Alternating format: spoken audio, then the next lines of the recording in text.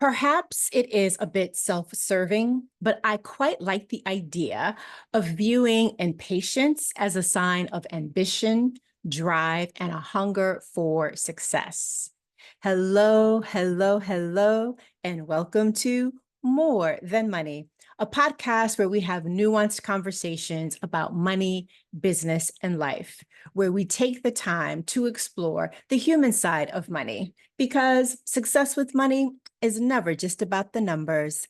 I'm your host, Jacquette Timmons, and I am really, really glad that you are joining me today. So, whether this is your very first episode or one of many, again, welcome. And before we dive into today's episode, we are getting closer and closer to when I am hosting our next Pricing Made Human masterclass. And I know that for my fellow entrepreneurs and small business owners, getting your pricing correct is never just a one and done exercise. And while there isn't a general rule of thumb regarding when you should review your pricing, because, it depends on factors like what's your market, what's your offer, who are your clients, who's your competition, what are the economic factors that affect your business, your industry, your clients, all that other good stuff, plus more. I am of the mindset that it should be done on a regular basis. And if you don't do it quarterly, well, then twice a year is the next best thing. And it is almost time, with that in mind, for our biannual pricing masterclass, which is where we take the time to pause and take a holistic approach, or look, I should say, at your approach to pricing, looking at your relationship with money, with yourself, with your business, and with the folks that you serve or want to serve, meaning your prospects, your clients, and your customers, all of which plays obvious and not so obvious roles in your pricing. So to learn more and to RSVP, if it sounds right for you, go to jacquettetimmons.com/pricing masterclass. Again, jacquettetimmons.com/pricing masterclass. I hope to see you there. But in the meantime, let's get into today's show. Most of us have been told that having patience is a virtue. And according to Merriam-Webster, the word patient is defined as bearing pains or trials calmly or without complaint, not being hasty or impetuous, being steadfast despite opposition, difficulty, or adversity.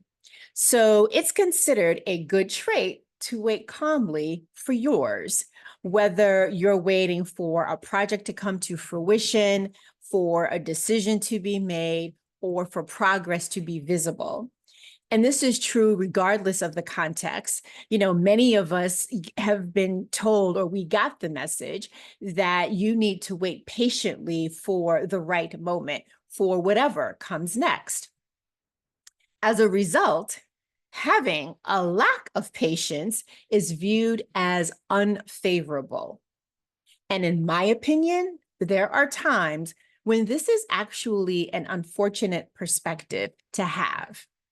Now, to be clear, I am in your ear and on your screen, as the case may be, if you are joining us on YouTube, to make a case, and hopefully a strong one, for why being impatient can be one of your greatest assets. Having said that, it would be irresponsible of me not to mention a few of the downsides to being impatient. First, for example, being impatient can lead to making decisions hastily without fully considering all of the available information or weighing the consequences. And this can result in poor choices that have negative consequences. It can cause you to overlook important details.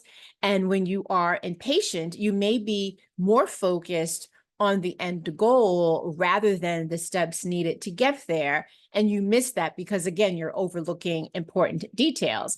And so, this can not only cause you to overlook those details, but cause you, as a result of that, to skip crucial steps, leading to errors or leading to incomplete outcomes. Being impatient can also increase your stress because you're always pushing for faster results or faster progress, or because others aren't meeting your expectations or working at a pace that you prefer. It can also cause you to jump the shark, as the saying goes, in the pursuit of an immediate resolution or result. And this can lead to unintended consequences or regrets. And the irony of ironies is that being impatient can cause you to give up too quickly when persisting through the challenges or the setbacks would eventually be beneficial in the long run. Spoiler alert, I tend to be impatient, less so in my personal life and more so when it comes to business. And navigating my business through this funny money season, something that I discussed in episode 213, has really given me a greater and deeper appreciation for those times when impatience is actually beneficial. An idea I know some may find counterintuitive. But when things aren't going my way, my response is to get in action, not simply for the sake of movement or to simply have the satisfaction of checking something off of my to-do list. But while I wait on an outcome I can't control, I aim to focus my attention and actions on what I can control, AKA my role in the process. And additionally, I aim to keep my eye on the prize, AKA stay focused on my vision and the growth necessary to make it my reality. So the way I see it, impatience creates urgency because it invites you to take action. It invites you to be decisive about your choices, and it invites you to get clear about your priorities and or perhaps commit to shifting them. The way I see it at the end of the day, being impatient is a refusal to accept the status quo. So that urgency is really more intentional urgency and not just urgency, just again, because of movement. And to me, it's like a fire that's under you, right? Urging you to move forward because you're motivated. You're motivated to take matters into your own hands and make things happen. And yet, impatience or having that posture is something that often gets a bad rep. However, when it's tempered with wisdom and self-awareness, I truly believe it can become one of your greatest assets.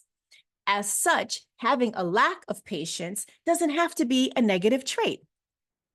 Now, perhaps this is going to sound a little self-serving, but I do quite like the idea of viewing impatience as a sign of ambition, drive, and a hunger for success. That said, I also know that, like so much when it comes to money, business, and life, it helps to recognize the role of nuance or to notice when being patient serves you best and when it doesn't. I also think it helps to know what triggers your impatience. My impatience is really obvious, to me anyway, when I am not hitting my goals within my timeline, or when someone isn't direct about their agenda or respectful about my boundaries, or when people are rude and apathetic. What brings out your impatience? What makes you restless? In my opinion, the goal is to develop a way to notice when to wait patiently for things to happen versus when to tap into the superpower that is your impatience to make things happen. There is a difference. And for sure, finding the right balance between prudence, urgency, and courage is more art than science. But it is definitely clear, at least to me, that striking this balance is an important ingredient to your success. So, what I want to leave you with is the suggestion to embrace your impatience, but channel it wisely. Use it as fuel to propel you toward your goals, your dreams, your desires in ways that you never thought possible. But don't let it blind you to the need to be careful with your planning and thoughtful and strategic about the actions that you take.